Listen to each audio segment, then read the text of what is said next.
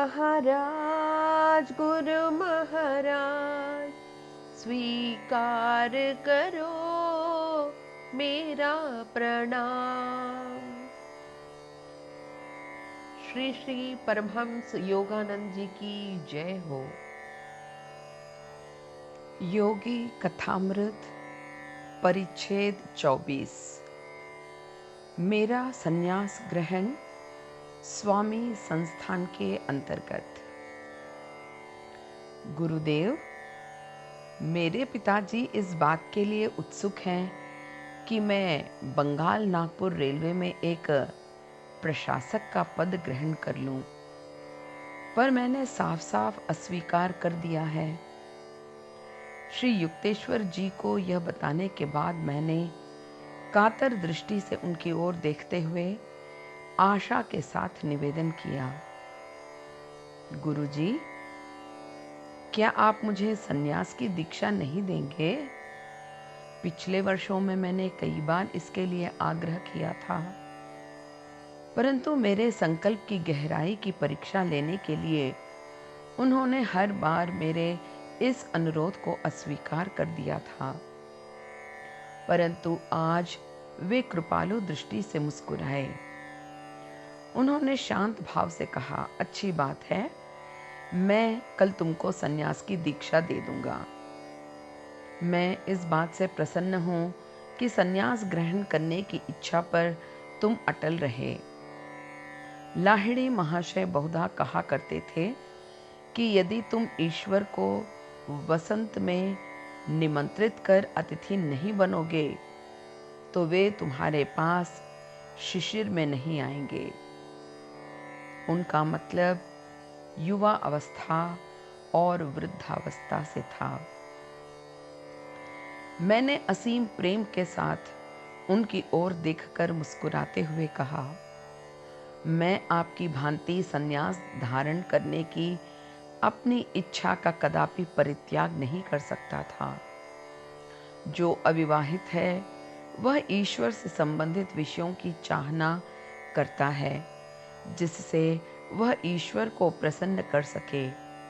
इसके विपरीत वह जो विवाहित है संसार से संबंधित विषयों की चाहना रखता है, जिसमें वह अपनी पत्नी को प्रसन्न कर सके। मैंने अपने अनेक मित्रों के जीवन की विवेचना की थी, जिन्होंने थोड़ी आध्यात्मिक साधना करने के पश्चात विवाह कर लिया था। सांसारिक उत्तरदायित्व के समुद्र में कूद पड़ने के बाद वे गहन ध्यान धारणा से अपने संकल्प को भूल जाते थे। जीवन में ईश्वर को गौण स्थान देने का विचार मेरे लिए अकल्पनीय था। वह निखिल ब्रह्मांड का स्वामी है और वह अदृश्य रूप से जन्म जन्मांतर में मनुष्य पर अपनी कृपा की वर्षा करता रहता है, और मनुष्य केवल एक ही प्रतिदान दे सकता है जिसे देने या ना देने का उसे अधिकार है। वह है अपना प्रेम। सृष्टि के अणु परमाणुओं में अपनी व्याप्ति को रहस्य के पद में गुप्त रखने में सृष्टिकर्ता का केवल एक ही उद्देश्य हो सकता है, उसकी यह तीव्र संवेदनशील इच्छा कि मनुष्य अपनी स्वतंत्र इच्छा से उसका अनुसंधान करे। अपनी सर्वशक्तिमत्ता की वज्र मुष्टि को नम्रता के मखमली आवरण से ढक रखने में उसने कोई कसर नहीं रखी है। दूसरा दिन मेरे जीवन का सर्वाधिक स्मरणीय दिन था। मुझे स्मरण है कि कॉलेज से ग्रेजुएट होने के कुछ सप्ताह बाद ही यह सन 1914 ईस्वी के जुलाई महीने में बृहस्पतिवार का एक उजला दिन था। श्री रामपुर आश्रम के एक भीतरी बरामदे में गुरुदेव ने श्वेत रेशमी वस्त्र के एक टुकड़े को सन्यास आश्रम के परंपरागत गेरुए रंग में रंग दिया। उसके सूख जाने पर गुरुदेव ने सन्यासी के परिधान के रूप में उससे मेरे शरीर को आच्छादित कर दिया। उन्होंने कहा, किसी दिन तुमको पश्चिम जाना होगा, जहाँ के लोगों को रेशमी वस्त्र बहुत पसंद आता है। मैंने तुम्हारे लिए प्रचलित सूती वस्त्र के बदले प्रतीक रूप में इस रेशमी वस्त्र खंड को पसंद किया है। भारत में सन्यासी गरीबी का आदर्श अपनाते हैं। रेशमी परिधानधारी सन्यासी शायद ही कहीं दिखाई देता है। फिर भी अनेक योगी रेशम का परिधान धारण करते हैं, क्योंकि सूती वस्त्र की तुलना में रेशमी वस्त्र से शरीर के विशिष्ट सूक्ष्म प्रवाहों की अधिक रक्षा होती है। श्री युक्तेश्वर जी ने कहा, कर्मकांड और विधि विधान मुझे रुचिकर नहीं। मैं तुमको विद्वत अर्थात कर्मकांड रहित रीति से सन्यास की दीक्षा दूंगा। विविदिशा या सन्यास की अनुष्ठान दीक्षा में हवन विधि भी सम्मिलित है, जिसके अंतर्गत प्रतीकात्मक अंत्येष्टि क्रिया भी करनी पड़ती है। शिष्य के भौतिक शरीर को मृत और ज्ञानाग्नि में भस्मीभूत माना जाता है।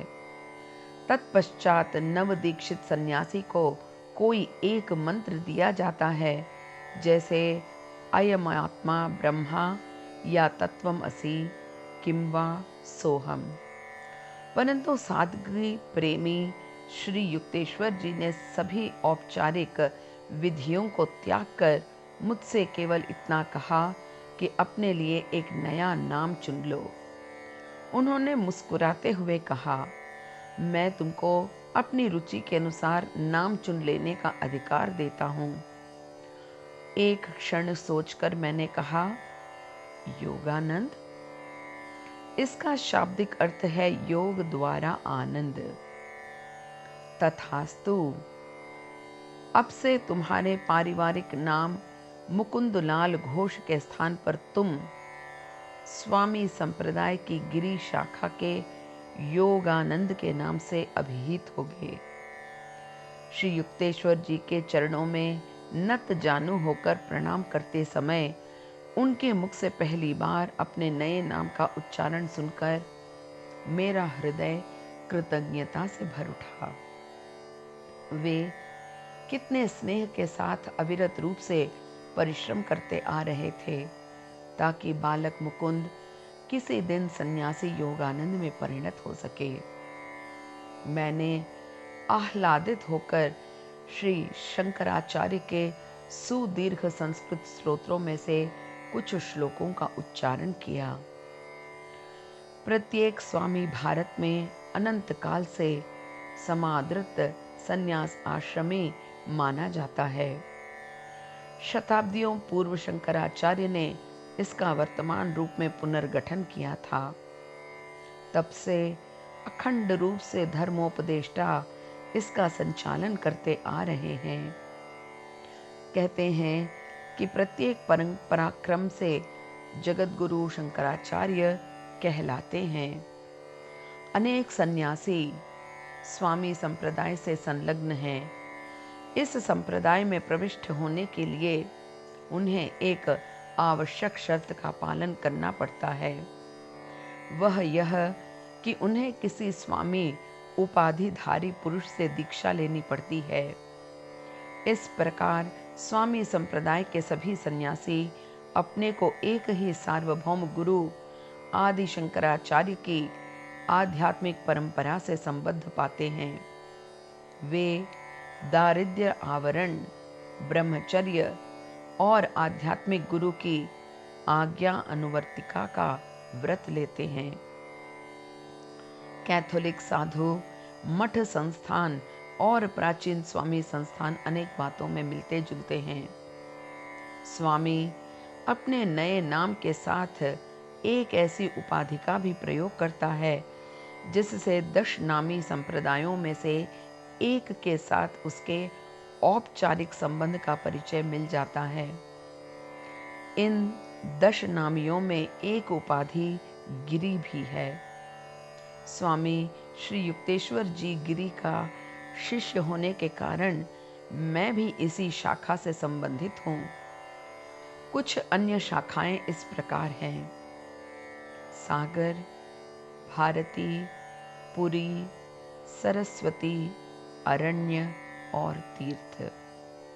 सामान्यतया स्वामियों के संन्यास आश्रम के नाम का अंतिम अंश आनंद होता है, जो इस बात का प्रतीक है कि वह किसी एक विशेष पंथ, अवस्था या ईश्वरीय गुण जैसे प्रेम, ज्ञान, विवेक, भक्ति, सेवा, योग के अवलंबन द्वारा मुक्ति लाभ का आकांक्षी है। समस्त मानव जाति की निस्वार्थ सेवा तथा व्यक्तिगत संबंधों एवं महत्वाकांक्षों के आदर्श के कारण अधिकांश स्वामी भारत में और कभी कभी विदेश में भी सक्रिय रूप से मानवतावादी और शैक्षणिक कार्यों में लग जाते हैं। जाति, पंथ, वर्ग, वर्ण, रंग या स्त्री पुरुष का भेदभाव भूलकर स्वामी विश्व बंधुत्व के आदर्श का पालन करता है। परब्रह्म के साथ एकाकार हो जाना उसका चरम लक्ष्य होता है। जागृत और सुप्त अवस्था में सोहम के विचार से समरस होकर वह संतोष के साथ विश्व में भ्रमण करता है, परंतु विश्व का होकर नहीं रहता। केवल इसी प्रकार वह स्व अथवा आत्मा के साथ एकाकार होकर अपनी स्वामी उपाधि को सार्थक करता है। श्री युक्तेश्वर जी स्वामी और योगी दोनों थे। वैसे यह कोई आवश्यक नहीं कि स्वामी संप्रदाय का सन्यासी योगी भी हो। ईश्वरोपलब्धि के लिए वैज्ञानिक साधना करने वाला व्यक्ति योगी है, भले ही वह विवाहित हो या अविवाहित, अथवा सांसारिक उत्तरदायित्व वाला हो या विशिष्ट धर्म संप्रदाय युक्त। एक स्वामी स्वभावतः शुष्क ज्ञान और कठोर त्याग के पथ का अनुसरण कर सकता है, किंतु योगी एक सुनिश्चित नियम अनुसार साधना करता है, जिसके द्वारा शरीर और मन सुनियंत्रित होते हैं और धीरे धीरे आत्मा मुक्त हो जाती है।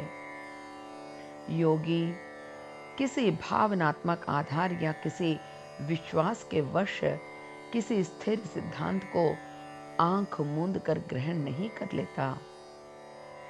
वह प्राचीन ऋषियों द्वारा परिकल्पित और सुपरीक्षित आध्यात्मिक प्रक्रियाओं की साधना करता है। भारत में प्रत्येक युग में योग ने ऐसे पुरुषों को पैदा किया है जो मुक्त और कृष्ण सदृश सच्चे योगी होते हैं। अन्य सभी विज्ञानों की भांति योग की साधना प्रत्येक देश और काल के लोग कर सकते हैं। कुछ अज्ञ लेखकों द्वारा प्रतिपादित यह गंतव्य पूर्णतः असत्य है कि पाश्चात्य लोगों के लिए योग संकटपूर्ण या अनुपयुक्त है। यह खेद की बात है कि अनेक सच्चे और समुत्सुक योग शिक्षार्थी योग के बहुमुखी लाभ से वंचित रह गए। विचारों के सहज संक्षुब्ध प्रवाह के निरोध को योग कहते हैं, जो प्रवाह सभी देशों के मनुष्यों के लिए अपने सच्चे स्वरूप को जानने में बाधक होता है।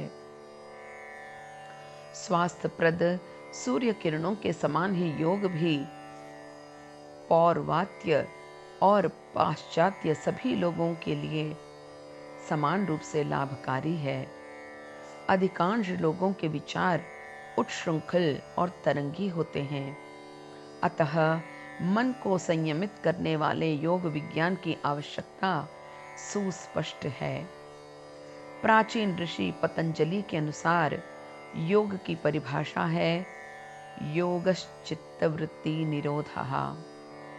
उनका संक्षिप्त किंतु अत्यंत पांडित्यपूर्ण ग्रंथ योग सूत्र हिंदू षड दर्शन का एक अंग है।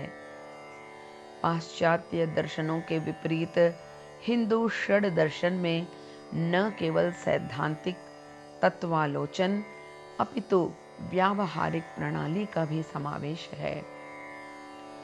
दार्शनिक तत्व दर्शन के सब प्रकार के संभावित प्रश्नों का पूर्ण अनुसंधान करने के बाद हिंदू षड दर्शन में 6 प्रकार की सुनिर्दिष्ट विधियां बताई गई हैं, जिनका लक्ष्य दुख से स्थायी निवृत्ति और अक्षय आनंद की प्राप्ति होता है। परवर्ती उपनिषदों ने षड दर्शन में योग सूत्र को परम सत्य की प्रत्यक्ष उपलब्धि के लिए सर्वाधिक फलप्रद मार्ग बताया है।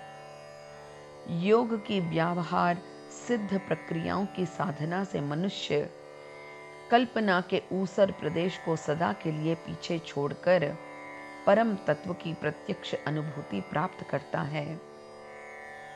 पतंजलि की योग पद्धति अष्टांग योग के नाम से प्रख्यात है। उसके प्रथम सोपान है यम अर्थात नैतिक सदाचार, अहिंसा, सत्य, अस्तेय, ब्रह्मचर्य और अपरिग्रह का पालन, और दूसरा नियम धर्माचरण, जिसमें शौच, संतोष, तप, स्व अध्याय और ईश्वर प्रणिधान आते हैं। अगले सोपान है आसन, स्थिर सुखासन, मेरुदंड सीधा और ध्यान के लिए एक आरामप्रद आसन में निश्चल शरीर, प्राणायाम, प्रत्याहार।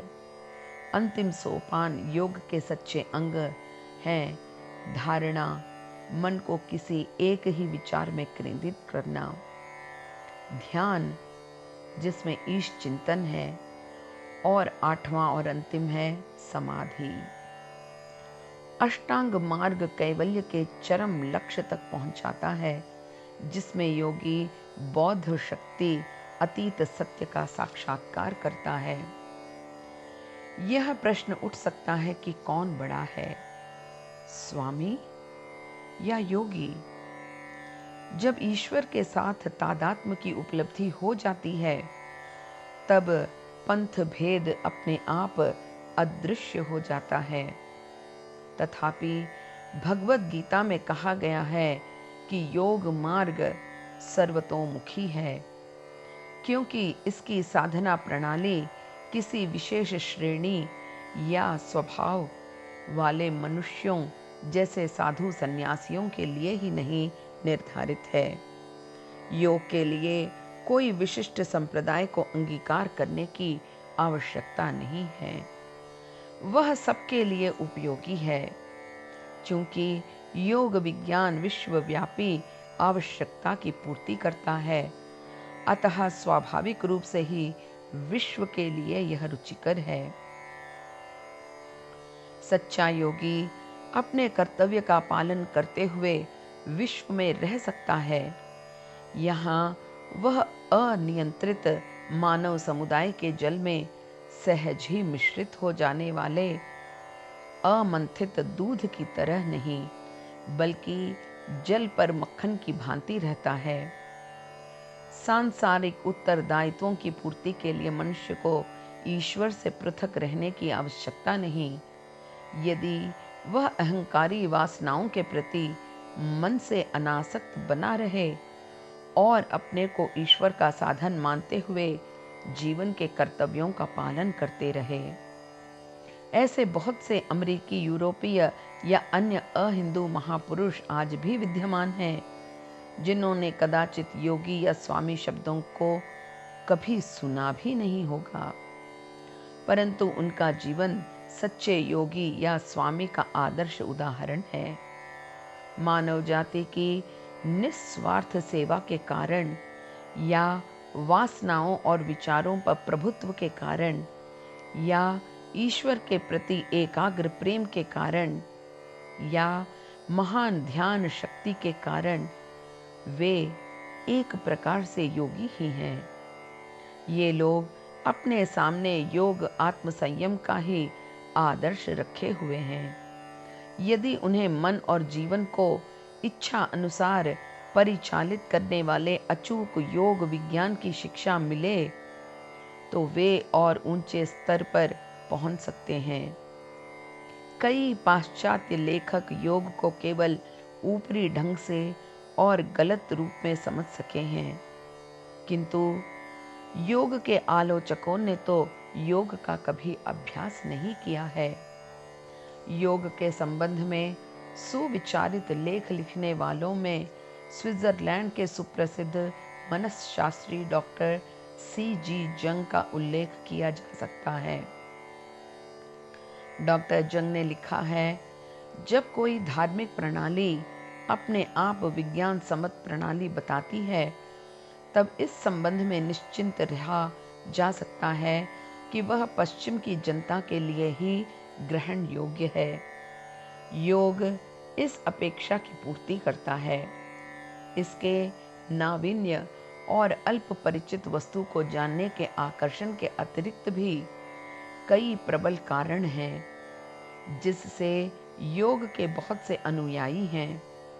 योग में अनुभूतियों को नियंत्रित रखने की संभावना है और इस प्रकार वह तथ्य विषयक वैज्ञानिक आवश्यकता की पूर्ति करता है। इसके अतिरिक्त व्यापकता, गहराई, सुप्राचीनता, सिद्धांत और पद्धति के कारण, जिनमें जीवन के सब दृष्टिकोण समाहित हैं, योग में अकल्पित और स्वप्नातीत संभावनाएं निहित हैं। प्रत्येक धार्मिक या दार्शनिक साधना में एक प्रकार का मनोवैज्ञानिक अनुशासन या मानसिक आरोग्य प्रणाली है। योग की बहुविध विशुद्ध शारीरिक प्रक्रियाओं का अर्थ भी एक शारीरिक योग प्रणाली ही है, जो सामान्य मल्ल क्रीड़ा और श्वास प्रश्वास के व्यापार की अपेक्षा कहीं अधिक उत्तम है। यहाँ तक कि ये मात्र यांत्रिक और वैज्ञानिक नहीं, परंतु आध्यात्मिक भी है।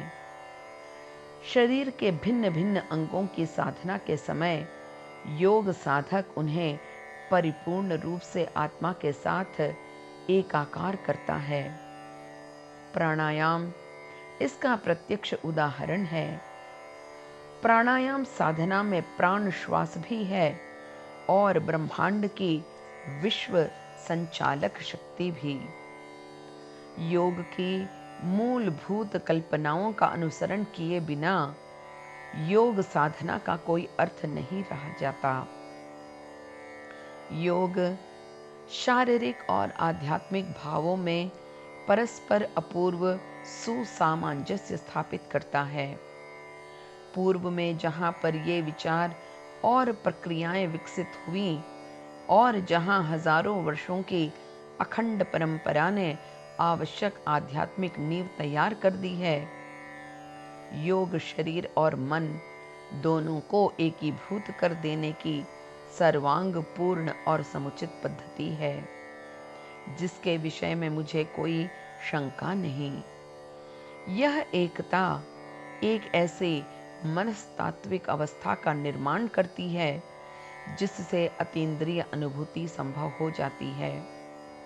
पश्चिम में वह दिन सन्निकट है जब वही प्रकृति पर विजय के समान ही आत्म संयम के अंतर विज्ञान को भी आवश्यक समझा जाने लगेगा। अब वैज्ञानिक दृष्टिया इस निर्विवाद सत्य के कारण कि पदार्थ वास्तव में शक्ति का घनीभूत रूप है, इस नए युग में मनुष्य का मन विशाल और प्रशांत होगा। पत्थरों और धातुओं में निहित शक्तियों की अपेक्षा अधिक महान शक्तियों की सृष्टि मानव मन कर सकता है और उसे करना चाहिए, अन्यथा नवजात भौतिक अणुरक्षा विश्व का विवेकहीन विनाश कर डालेगा। अणुबम के विषय में मानव जाति की चिंता का एक अप्रत्यक्ष लाभ यह हो सकता है कि योग विज्ञान में लोगों की व्यावहारिक रुचि बढ़ जाएगी, जो बम से रक्षा का सच्चा आश्रय स्थान है। इति परिच्छेद 24 समाप्त।